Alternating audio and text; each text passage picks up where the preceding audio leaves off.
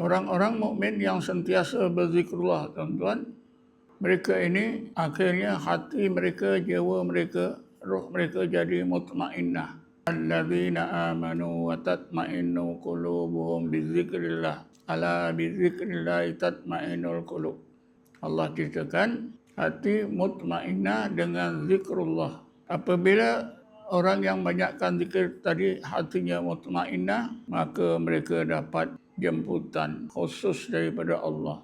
Bismillahirrahmanirrahim. Ya ayyatuhan nafsul mutmainnah. Wahai hati, wahai jiwa, wahai roh yang mutmainnah. Sebab sentiasa zikir tadi ya. Irji'i ila rabbiki. Kembalilah kamu kepada Tuhan kamu Allah. Radiyatan mardiyah. Dalam keadaan redha dan diredai Allah. Wadkhuli fi ibadi. Masuklah kamu dalam kumpulan hamba-hambaku.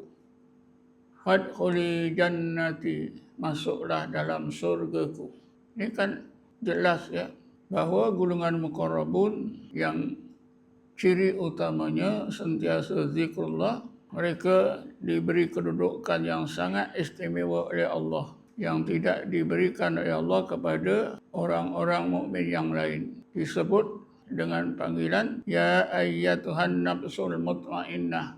Nafsul mutmainnah ini boleh kita terjemahkan bagi makna hati yang mutmainnah, jiwa yang mutmainnah, roh yang mutmainnah, rohani yang mutmainnah. Mutmainnah ni selalunya kita temui terjemahannya ialah ketenangan.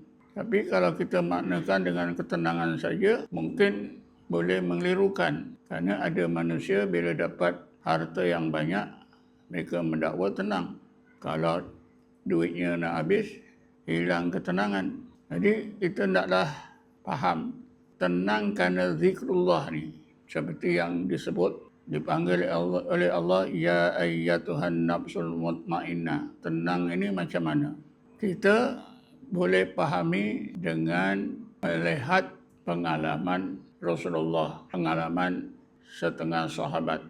Rasulullah tentulah ya, hatinya, jiwanya, rohnya mutmainnah. Begitu juga para sahabat.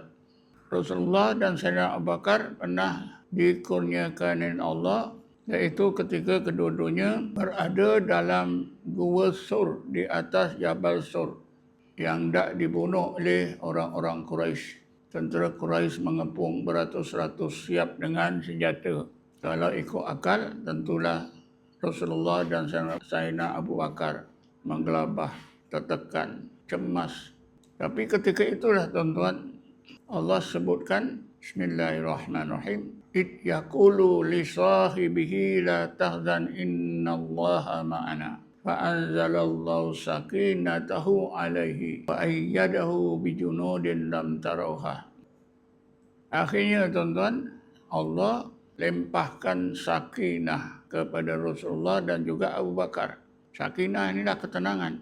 Apakah keadaan dan suasana yang dinikmati oleh Rasulullah dan Sayyidina Abu Bakar ketika itu? Apa yang dirasakan oleh Rasulullah dan Sayyidina Abu Bakar ketika kedua-duanya berada dalam keadaan sakinah? Setengah ulama tasawuf menjelaskan, yang pertama, Sayyidina Abu Bakar dan Rasulullah tidak lagi merasa berada dalam gua Sur. Tidak lagi juga berada di dunia ini. Tidak juga merasa dikepung oleh musuh kaum Quraisy. Tapi Rasulullah dan Sayyidina Abu Bakar merasa berada di satu alam yang sangat menakjubkan, sangat luas, tidak bertepi. Tak ada langit, tak ada bumi. Kedua-duanya merasakan tubuh badan sangat ringan. Seolah-olah, kadang-kadang seolah-olah macam terapung. Inilah sakinah tuan-tuan. Jadi kalau dah orang Quraisy pun tak ada, Gua Hira pun tak ada, tentulah hebatnya. Keadaan ketenangan kedua-duanya atau sakinah itu sangat hebat tuan-tuan. Adakah kita boleh dapat ketenangan seperti itu? Boleh tuan-tuan. Setengah ulama tasawuf tuan-tuan, bila mereka berzikir sambil tafakur, tafakur, tumpukan pemikiran mindah kepada maksud ayat wa huwa ma'akum aina ma kuntum. Allah itu beserta kamu di mana-mana pun kamu berada. Kita ini tuan-tuan cuma dapat membaca, tambah sikit tahu terjemahannya. Dan Allah itu beserta kamu di mana-mana pun kamu berada.